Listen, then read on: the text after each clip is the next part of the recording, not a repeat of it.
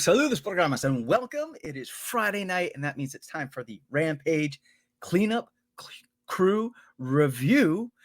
Woo! That rhymed. Woo! And this is a special night because this is our first live stream.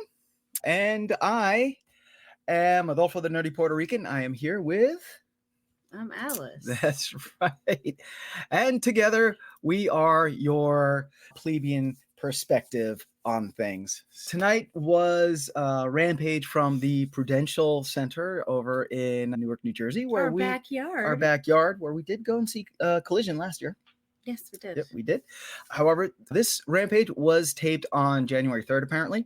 So it wasn't a live Rampage, but let's get into it. What do you think?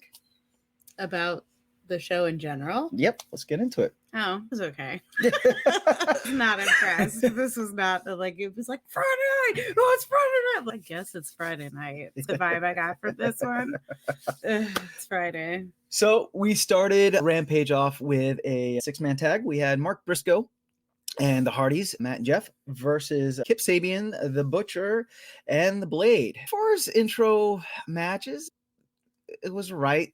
It wasn't the worst that I've seen. It got more exciting towards the end. We did get to see some of the Hardys' signature moves. We got to see the Butcher and the Blade a lot. We got to see Kip Sabian hitting some high angle moves, and got to see Mark Briscoe doing his thing. What'd you think?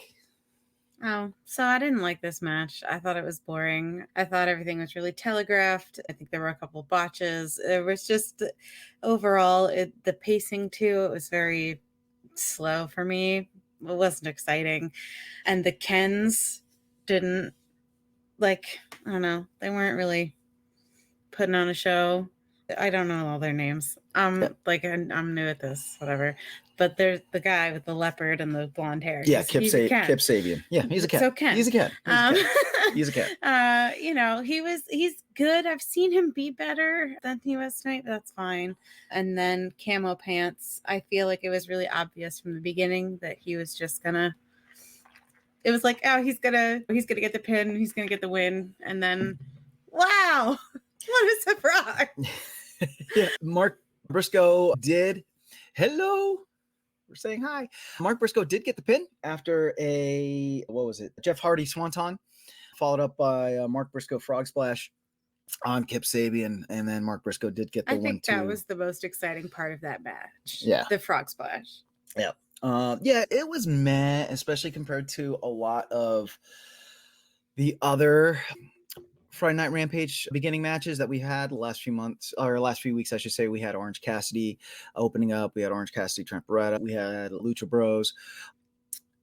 And they, admittedly, those groups do bring high energy to the match. It wasn't the best beginning match, but it wasn't the worst. I've seen worse. So then that brought us to a spot where Renee Paquette was interviewing Sammy Guevara and Chris Jericho. I could have sworn Sammy Guevara was reading from a cue card. Yeah. This was not his brightest microphone moment. Yeah, this promo is definitely a weak promo. The big takeaway, though, is that we have Sammy Guevara facing off against Absolute Ricky Starks on Wednesday Night Dynamite. I do think that shows promise. I do think that's going to be a good match. I think that's a good matchup, Sammy Guevara and Ricky Starks. But this promo is just not it. Yeah. Just not it. Rough promo. And then after, because we watched it on TBS, so we had the commercial cut. And when we came back from commercial, we had Renee Paquette with Anna Jay and the remnants of the Jericho Appreciation Squad. Holly Cameron came in halfway through, like Renee Paquette was asking Anna Jay how she felt about 2024. And then Holly Cameron came in and whispered something into Cool Hand Ange's ear. And I don't know what's happening. Weird. They always ruin, what's her name, Anna Jay? They always ruin her spots. There's always such great potential for her. And then something terrible happens. And that's not fair. Yeah. I just don't think they're ever fair to her. So I feel bad. But that was also a lackluster spot, in my opinion. Yeah. Also, who's Paquette? Renee Paquette. Paquette. I don't know. She might have been having an off night because I just felt like She wasn't great either. Right. In the interviewing, she was low energy too. Like it, maybe she felt some type of way about the spots or whatever, but she was not presenting her best self, I think. Right. But yeah, this was another really lackluster spot. I feel that Anna Jay definitely deserves to have spots where the remnants of the Jericho Appreciation Squad are not there. Are not there. I just want her to have a spot by herself. Yep. Where she doesn't get all stomped all over, where she's talking and people are just not listening to her. Yep. And we would see more of Anna Jay later on in the program. But first, we had Chris Statlander and Willow Nightingale versus Notorious Mimi and Kennedy Hardcastle. I was excited for this match. Yeah. And then I was sort of disappointed. Yeah. Yeah. I don't know what was happening. This guy comes in and he's reading this weird love poem about Chris Statlander. Thicker than a snicker? Yeah. What was that about? Thicker than a snicker. Okay. I'm putting that in my Valentine card. Oh my God, I forgot my slides. Yeah, so that was our first match. Was the Hardys. Slides. Yeah, we have slides. Yeah, look at that. The Hardys and Briscoe and Butcher and Blade and Kip Sabian.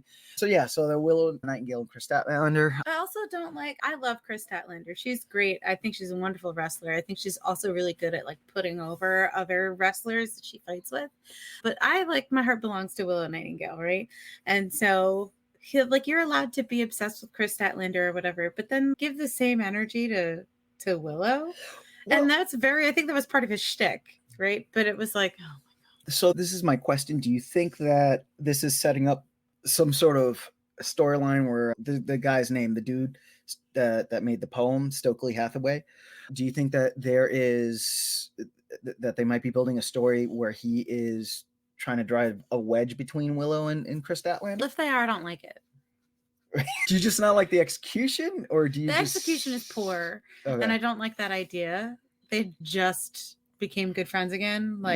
Can we have that for 5 seconds? Yep. Before trying to split them up again? Yeah, that's fair. That's fair. And it would be nice if and I think I said this in one of the other reviews, that if they were the foil for the dark side that is Julia Hart and Sith Blue, then put them together and keep them together instead of trying to do this weird whatever it was. Yeah, with Stokely Hathaway. Right? He cut off the music and he interrupted the intro. Yeah, it was really awkward. Yeah, anytime Stokely Hathaway would announce Willow, he would cut it really short, and he really propped up Chris Statlander. But as far as the match goes, what'd you think? I think it was too short. I think it was too easy. I think that Chris and Willow, of course, deserve breaks and breathers and stuff, but I also feel like they deserved a better written show or fight than they got. Okay. Well, yeah, at the beginning of the match, Chris and Willow, it was just like it was a slam fest. They had Notorious Mimi in their corner and just kept picking her up and slamming her. And that gets boring. Yeah, and then the other spot which was a cool spot, I thought, was Willow double suplex both Notorious Mimi and Kennedy Hardcastle. So that was pretty cool. Yep. And I guess Django doesn't approve either. Yeah, I'll go get him. So that was that. Willow Nightingale and Chris Statlander did get the 1, 2, 3. More to the point, Willow did get the 1, 2, 3. And then this brought us to another spot with Renee Paquette, and she was interviewing Matt and Jeff Hardy. And Private Party actually ended up coming in and interrupting the spot. And Matt and Jeff Hardy were giving props to Private Party and Brother Zay and congratulating them for growing up. And almost seemed Matt and Jeff were tossing Private Party a little bit of shade in that promo. What'd you think? Yeah, I think so. Yeah? I think that was the whole point. Yep. To set up a little bit of animosity between the two of them. Yep. I mean, after I forgot which match it was, but they did put all of the AEW tag team division on blast, saying that they were going to come after everyone, and they did actually call out Matt and Jeff specifically. So it's going to be interesting to see if that's going to be the first match for them. Yeah, I kind of hope that they push Private Party a little bit more than just with Matt and Jeff Hardy. And nothing against the Hardys. They they are, or they should be in the Hall of Fame. They were really explosive wrestlers, but nowadays they're, and I hate saying this, but I just feel like that they've lost some of their step. This match tonight at the beginner, they actually looked better than they looked last week, because last week they, especially Jeff Hardy, he looked really haggard. This week they looked a little bit better, but yeah, I really hope that they, put Private Party up against the Lucha Bros or Top Flight, so we have really like high energy versus high energy, because that's the type of match that Private Party is going to be bringing. But then after that, we got our third match of the night, which was Anna Jay versus Hikaru Shida. And I thought it was a pretty good match. What did you think? I liked this one. This was the match of the night for me. What do they call it? The last match. The main event was fine. It was better, I think, than everything, but I was excited about this one. I thought it was good. I thought they exchanged like blow for blow. I thought Anna Jay really showed up this time. Yes. Like there are some times when Anna Jay comes out and she fights and it's just, what is she just there? She's just like a lamp to be tossed around. Right. But she really showed up. It was really touch and go there who was going to win for a minute, which I really liked. Yeah. So this was a good one for me. Yeah, Anna Jay definitely was dominant in most of this match. And Shida did fight back. She did end up getting the 1, 2, 3. There were some great spots though, like I can't even read my notes. I need better. I write like a doctor. Or you could just wear your glasses. Or I could just wear. No, I literally. It looks like chicken scratch. I do have that we had a reverse 1, 2, ooh, and then Hikaru reversed it into a 1, 2, ooh, and then Anna Jay reversed it into a 1, 2, ooh.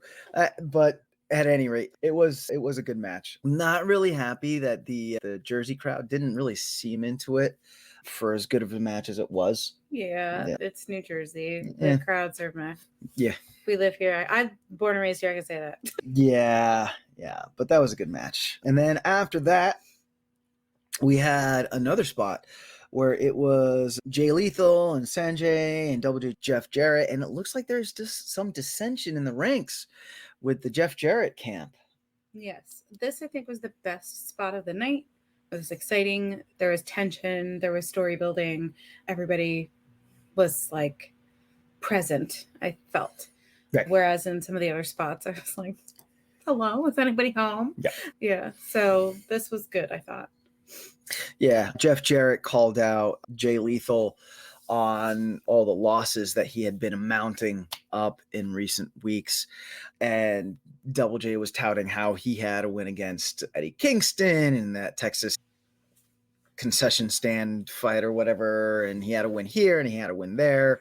And then Jay Lethal shot back, you wouldn't have gotten that win if it wasn't for me, or those wins if it wasn't for me. Going along with the past few weeks where it looked like Jay Lethal is rebuilding his friendship with Mark Briscoe, there was some dissension here. Sanjay and Karen Jarrett, they started the spot by trying to have this faction get a name because they don't have a name. And yeah, it just dissolved and they had to be separated. It was cool. I would not mind seeing a Jay Lethal versus Double J Jeff Jarrett match. I think that'd be a cool match. And Double J Jeff Jarrett, you probably don't know. And for any of the new wrestling fans that are out there, Double J is a wrestler that's been around for a long time, since at least the late 80s, early 90s. And he is one of the few older wrestlers that are still around that I can say honestly does a great job pushing the younger talent and the newer talent. So kudos if they get that off, and it helps to push Jay Lethal, because Jay Lethal is a good wrestler as well. He fought in the Continental Classic and he had some really good matches in the Continental Classic. And then after that, we went to commercial. When we came back from commercial, we had a short video spot of the Patriarchy and Christian Cage. Oh, that was a spot? Yeah. I thought that was a commercial. Yep. Nope. That's a video package spot.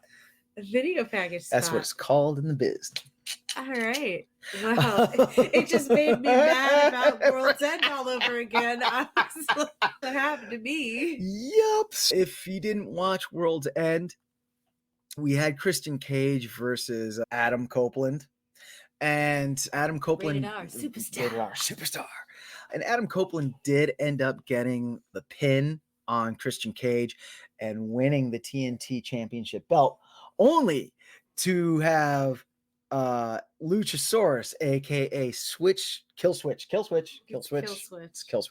come in, who had earlier won a contract for a on the spot title fight for the TNT Championship contract that night, and he cashed it. Well, he went to go cash it in, and Christian Cage jumped in and said a word to Luchasaurus Killswitch, and Killswitch handed the contract over to Christian Cage, and Christian Cage was able to, because Adam Copeland had been knocked out, was able to just get the 1, 2, 3 and get the belt, the TNT belt back, which, yeah, it really... What was really an exciting match just really turned into such a sorely disappointing moment. Yeah, not to retread past matches, but I would have appreciated it if they waited to have Luchasaurus cash in on that for a little bit. It felt he earned that. Why did we cash it in immediately? That's so frustrating, and I felt like it was poor writing.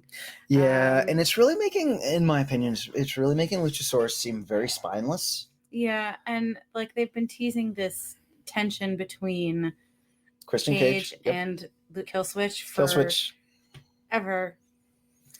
Yeah. And so he's supposed to be this big scary monster guy, right? Yep. And he gets you're afraid of a human? Yeah, and that doesn't sound right. And he's in essence being treated like a little baby. So it's not even a little baby. He's being treated like the family that Harry Potter went to live with. What? The Dursleys? The Dursleys, yeah. It's like the Dursleys with Harry Potter, with Killswitch and Christian Cage. Okay. What? You don't think so? It's an abusive relationship for sure. I'm just not sure that's the connection I would have drawn. What? Do you think he kicks him under the broom closet? Yeah, because look, he hypes up Nick what's his face, and he hypes up Nick's mom, right? Nick Wayne, right? He hypes up Nick Wayne. He's like, Nick Wayne, my son, the one that's gonna inherit this, and then the matriarch. Nick Wayne's mom is the matriarch. I guess I haven't seen enough spots with Nick in them. Yeah. To know that. Yeah, and then when it comes to kills, oh yeah, you didn't see the Wednesday Night Dynamite spot. Yes, on Wednesday Night Dynamite, Christian Cage and the Patriarchy, which is what his faction is called, they came out and they did a spot. And Christian Cage, he comes out and he goes, first, I'd like to thank Nick Wayne, my son, the future of the Patriarchy, who will one day inherit this belt. Next, I need to thank the matriarch, Nick Wayne's mom, who I can't remember her name. And then finally, Christian Cage goes, and most importantly, I'd like to thank, and Killswitch is standing behind him, right? I'd like to thank the one person that made this all possible, me, Christian Cage. Completely blew Killswitch off. Dude, I'm so ready to watch Killswitch take him apart. Can we just have that? Can you just please give that to us? Give it to us, please. I'm ready. We're ready. We're ready for that. So then this led us to our last match of the night, which was an ROH for the ROH Pure Championship. Following ROH Pure rules, we had Wheeler Yuta versus Commander. I was afraid to say, but when I saw this match that it was Wheeler Yuta versus Commander, I figured Commander was going to be taking the loss. But the match was good. It was a good match. Wheeler Yuta did a really good job at neutralizing Commander's and his normal style, because Commander is, being one of the Lucha Bros, is very high flying, going off the ropes, and a lot of energy, really fast offense. And Wheeler was able to really keep him on the ground, really went after the arm with a wrist lock. And to his credit, you're right there, buddy. To his credit, Commander really sold that arm, the arm that Wheeler Yuta was working on. He really sold that really well, to the point where I was like, wow, did he really hurt his arm? I don't know if you noticed that at all. Okay, yeah. But I agree. he did a great job selling that. And I'm gonna be checking tomorrow to see if Commander did end up injuring his arm. But yeah, because of that, Wheeler Yuta was able to have Commander expend all of his rope breaks. So in the ROH Pure rules, you only get 3 rope breaks, and then after the 3rd rope break, that's it. So if you grab the rope, if you're in some sort of submission hold, the ref won't break the hold. And that is how Wheeler ended up getting the win, because Wheeler Yuta ended up getting that wrist lock armbar again on Commander. Commander went to grab the rope, and the ref was like, nope. And Commander ended up tapping out. Wheeler Yuta retains your ROH Pure Championship. What did you think of the match? It was good. Like I alluded to before, I liked this match. I thought it had good energy. It was exciting. So definitely like the second half of Rampage was much better than the first half. And I liked, it really felt like Yuta came into the ring like with a plan. Yes. He's like, I've studied how this guy fights and I'm going to enact this plan. And it went off pretty much without a hitch for him. No. Yeah, I liked that. I always find it interesting, the matches that have like different rules. I always find those interesting to watch because. So here's a question. Here's a question for you. Now that you have seen a few of these matches, are you able to tell when it is a different rule set, and are you able to follow along when the rules are implemented, or is it still just like higgledy-piggledy? It's mostly higgledy-piggledy, but for this one, they put the rule changes on the screen before the match, and they very slowly talked about it. I'm going to use Julia Hart's match from World's End as a different example. So previously, in her efforts to retain her belt, she's allowing a single rule, and then they just the house rule or whatever, and the announcers gloss over it, and then I'm like, lost in the sauce, right? What's going on? Yeah. And then I'm just like, I'm trusting the ref, honestly. Yeah. But for this one, I like felt like I knew what was going on, and a right hook. Yeah, so I felt like I actually knew what was happening this time. Yeah. I feel like what they do when they do like the ROH Pure rules, they really should do for the other matches, like the House of Black matches, where they put up on the screen, they can explain to you, because it seems like for the specifically for the ROH Pure Championship, those rules are more followed, whereas like the example you gave, the House of Black match, it's okay, what's the rule? I think we were all right, buddy. I think we were all at a point just being like, wait, what's the rule? What's not the rule? What's going on? What's allowed? Is this allowed? Is any of this allowed? Yes, Wheeler Yuta does retain his ROH Pure Championship. This was a good match. My only gruntulation is, and that's, I'm making that a word now, disgruntulation. My only disgruntulation is, again, Wheeler Yuta's characterization. I'm super stoked that they're showing Wheeler Yuta wrestling, because I've said this in the past, and I'll keep saying this.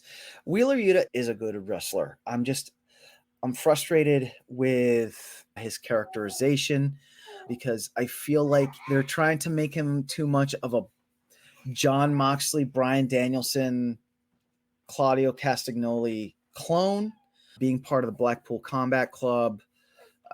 And I guess it's because he has to have the Blackpool Combat Club. They have that swagger that they all have to be like stereotypical tough guy situation. But I don't know. It just, something's not clicking with that characterization that Wheeler Yuta is using. But at any rate, so that brings our Rampage to an end. In Viconics fashion, we'll give it the empanada scale. As I had said before, though, I only give whole empanadas. I don't give partial empanadas. And if in 2024 we're doing this out of a scale out of 10, I'm going to give this a 5 empanada. It was fine. It wasn't bad. I didn't check my watch to be like, oh my God, is this hour almost over? Have there been better rampages? Yes. Have there been worse rampages? Yes. Have there been worse shows? Yes. This definitely was not WrestleMania 39 night 2. And as soon as Alice puts the young one back to bed, we will get her empanada scale. So really quick, we do have some news coming in. So earlier this week, reports that Trinity Fatu, aka Naomi, is returning to the WWE. A contract has not been signed. She is still with TNA Wrestling. Trinity Fatu, aka Naomi, when she was in the WWE, she walked out with Mercedes Moné after there was a severe disagreement with the way that they were getting paid and the way that they were getting portrayed with the Vince McMahon regime. But now that Vince is gone officially, and also I think Nick Sabian, I think the dude's name is, I don't know, he was another Vince McMahon lackey. He's leaving because he's all butthurt because Triple H is actually running the WWE like a respectable company to its employees. Can you imagine that? Terrible. Right? But he's leaving WWE. So it does look like Naomi, once her TNA contract is up, is coming back. As per Fightful Select, something huge would have to happen for her to not end up back in WWE sooner than later. But this is a crazy free agent period. So that is coming 3 days ago. All right, Alice. Empanada scale, AEW Rampage, January 5th. And go. Oh, we have to do whole empanadas? You can do half empanadas. When have you ever seen me eat half an empanada? When you never. Thank you. But I'm saying, what if it's like frozen in the middle? I would just reheat it. Yeah, I'm not saying you would ever leave an empanada half finished, but I'm saying it is possible. Empanadas can be half eaten. Fair. I don't know. It wasn't terrible. I think I'm going to go with a similar rating for you as to you. Okay. I was less, I guess 4.5 maybe. But again, it wasn't like failing. It just wasn't, it wasn't great. Gotcha. Yeah, it was meh. So thank you for joining us for this AEW Rampage Cleanup Crew live stream. We will be doing a live stream next Friday as well until Mikey gets back. And then when Mikey gets back, we'll go back to just the normal recording. So until then, I'm Adolfo. I have to come up with something better to say because saying I'm Alice kind of sounds like Alice. So we are your plebeian perspective from everyone here at the Biconics. Just remember, we're Biconic, you're Biconic, we're all Biconics. Hablamos luego. Peace.